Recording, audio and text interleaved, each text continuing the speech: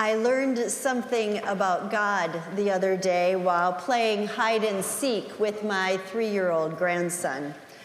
When it was my turn to hide, I hid. I tucked myself away behind a door or inside a closet so that he couldn't see me, and then I waited quietly while he searched and playfully called out, "Where are you?" Eventually, he'd peek behind the door or into the closet, and upon seeing me, joyfully proclaim, "I see you." And then he would take his turn hiding. Now, his concept of hiding was way different than mine. He would tuck his head under a chair while his little legs were sticking out from beneath it. Or he'd hide behind a cupboard door and leave his head peeking over the top. Or he'd lay on the couch, bury his face in a pile of pillows, leaving the rest of his body completely visible. Often, he would hide in the very same room where I counted, so when I opened my eyes and announced, "Ready or not, here I come," I could see clearly where he was hiding. But I didn't let on. I pretended that I couldn't find him. I called out his name. I wondered aloud, where could he be? And each time, in a matter of seconds, I would hear noises. A knock on the wall, a stomp of the foot, a tiny voice making a tiny sound. And before I could find him, he would jump out and shout, "Here I am." It struck me that for him, the object of the game had very little to do with hiding or seeking. It was all about the showing and the telling. It was all about revealing. When I didn't discover him immediately, he would draw attention to himself in order to lead me to him, in order to help me see that he was right there in front of me, in order to show himself, in order to make sure I knew where he was. I think God is very much like that. We do not have a God who plays hide and seek. Rather, we have a God who is continually revealing himself to us, drawing our attention to him, making himself known, and leading us to see that he is always right here in our midst. Today is the last Sunday in Epiphany, which is known as the season of light and revelation. Every week since January 6th, in the assigned gospel readings, we have been given glimpses into the identity of the baby who was born in the manger at Christmas.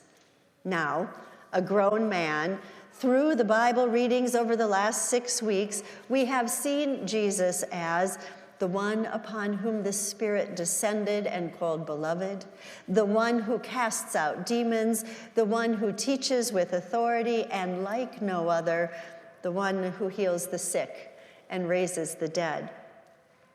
And today, we have before us the story that amounts to the climax of Epiphany. Here, Jesus is on full display. Here, Jesus shows himself. Here, Jesus is revealed in the fullness of his glory. Here, Jesus is transfigured.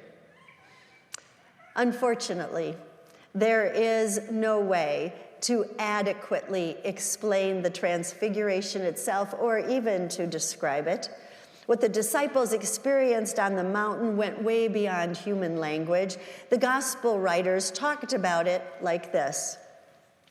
Mark said, "His clothes became dazzling white, such as no one on earth could bleach them." Luke wrote, "The appearance of his face changed, and his clothes became as bright as a flash of lightning."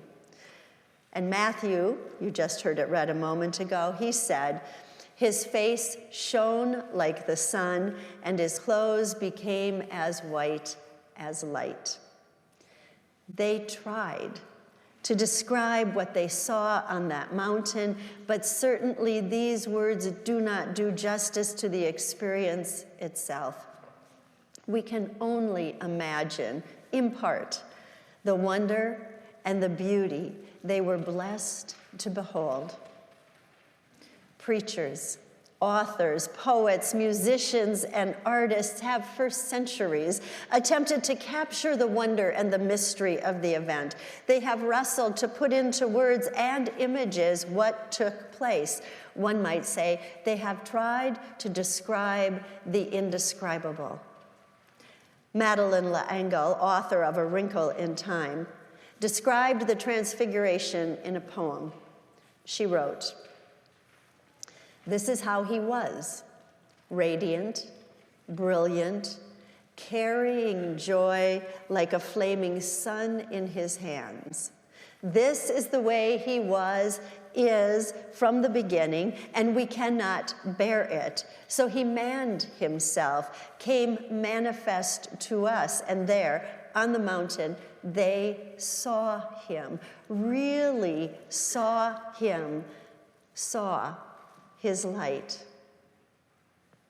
While it's true that the Transfiguration itself may be indescribable, there is one thing that can be said of the Transfiguration with absolute certainty and clarity, and that is this. In the event of the Transfiguration, Jesus did not change. He did not become something that he wasn't. He did not, on that mountain, in that moment, all of a sudden turn into the Son of God. Jesus didn't just then become divine. The gospel writer John told us as much when he wrote, "In the beginning was the Word, and the Word was with God, and the Word was God, and the Word became flesh and dwelt among us." Do you see? What happened in the Transfiguration was that the identity of Jesus was shown, revealed in its fullest measure. The disciples saw the divinity of Christ on display, and then they heard the voice of God affirm it. "This is my Son, the beloved."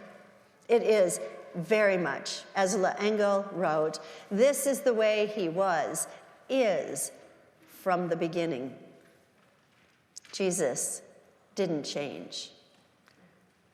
What did change, however, was how the disciples saw him and understood him and received him.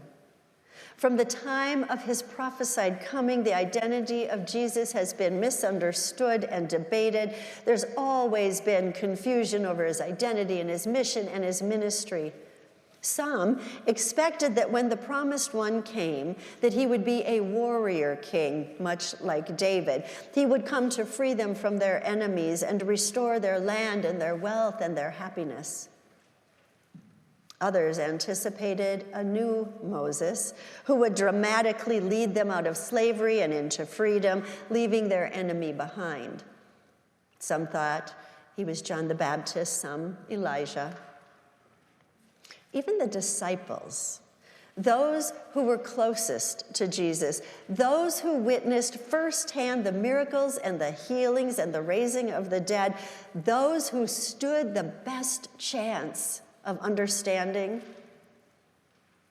even they had difficulty embracing the fullness of who Jesus of Nazareth was.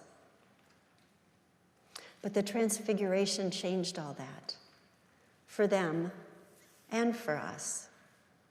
God revealed himself so that we might come to see him more fully, more clearly, more completely for who he is.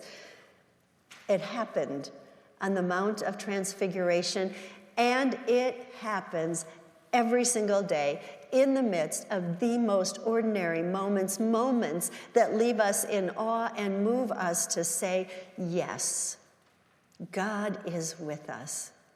I see you.